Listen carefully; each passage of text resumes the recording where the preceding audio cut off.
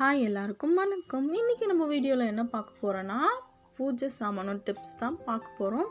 இப்படி இருக்கிற பூஜை சாமானத்தை நல்லா பளிச்சுன்னு சுத்தமாக நம்ம மாற்ற போகிறோம். எப்படி சுத்தமாக இந்த மாதிரி பாருங்கள், எவ்வளோ பளிச்சுன்னு பளபளன்னு இருக்குது இல்லைங்களா? இந்த மாதிரி பளபளன்னு நம்ம பூஜை சாமானத்தை விளக்கிறதுக்கு உங்களுக்கு ஒரு டிப்ஸ் தான், வாங்க பார்க்கலாம்.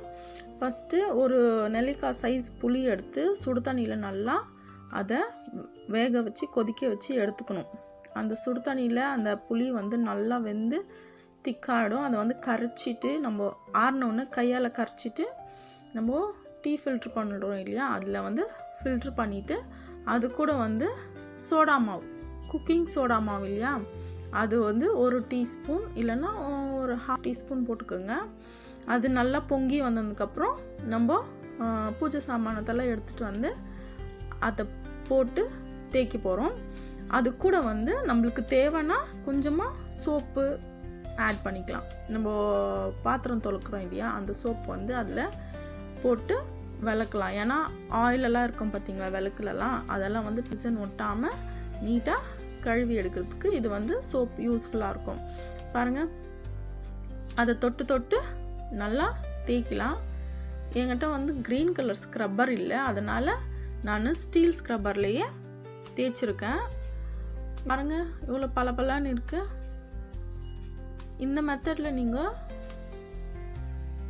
பூஜை சாமானத்தெல்லாம் விளக்குனீங்கன்னா ரொம்ப நாளைக்கு பளிச்சுன்னு அப்படியே இருக்கும். ரொம்ப நாளைக்குன்னா ஒரு 1 வீக், நெக்ஸ்ட் வீக் நம்ம வாஷ் பண்ணுற மட்டும் எப்போவுமே பளபளன்னு இருக்கிற மாதிரி நீட்டாக இருக்கும். பாருங்கள், கற்பூரம் ஏற்றுறோம் இல்லையா, அது கற்பூரம் ஏற்றி ரொம்ப கருப்பாயிட்டுக்குது. அது பாருங்கள், இப்போ தேய்ச்சோடனே அது தொட்டு தொட்டு தேய்ச்சோடனே அந்த பிளாக்கெல்லாம் போயிட்டு நல்லா அழகாக பளிச்சுன்னு தருது பார்த்திங்களா. எனக்கு இன்னதான் நாங்கள் இந்த மாதிரி எல்லாம் டிப்ஸ் எல்லாம் யூஸ் பண்ணால் கூட கோல மாவில் வளர்க்குற அந்த சாட்டிஸ்ஃபேக்ஷன் எனக்கு எதுலையுமே கிடைக்கிறதில்ல.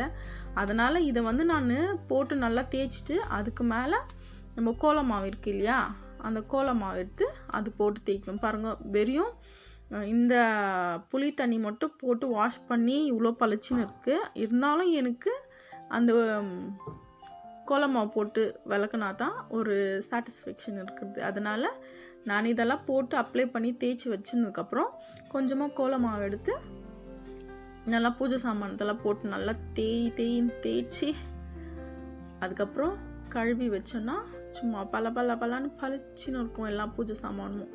பாருங்கள், நல்லா போட்டு தேய்ச்சோடனே இன்னும் பளபளன்னு ஆயிடுச்சு, எக்ஸ்ட்ரா பளபளப்பு ஆயிடுச்சு. பாருங்கள் எவ்வளோ சூப்பராக இருக்குது. இது வாஷ் பண்ணிட்டோன்னு பார்த்திங்கன்னா இன்னும் சூப்பராக இருக்கும். பாருங்கள், இப்போ எல்லாம் இதே மாதிரி தேய்ச்சி வச்சோம். பாருங்கள், இப்போது கோலமாவு போட்டு தேய்ச்ச விளக்கு எப்படி இருக்குது பார்த்திங்களா. இப்போ எல்லாமே கழுவி முடிச்சாச்சு. இப்போ பாருங்கள், எல்லாம் எவ்வளோ பளிச்சுன்னு பளபளன்னு இருக்குது. இந்த மெத்தட் உங்களுக்கு பிடிச்சிருந்தா லைக் பண்ணுங்கள், ஷேர் பண்ணுங்கள், கமெண்ட் பண்ணுங்கள் ஃப்ரெண்ட்ஸ்.